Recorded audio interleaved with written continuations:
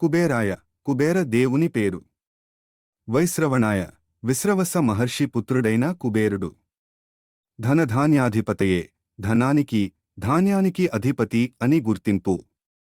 ధనధాన్య సమృద్ధిం మే దేహి నాకు ధనధాన్య సమృద్ధిని ఇవ్వు. దాపయ ఇచ్చి రక్షించు. స్వాహ నా ప్రార్థనను నీ చెంతకు అర్పిస్తున్నాను.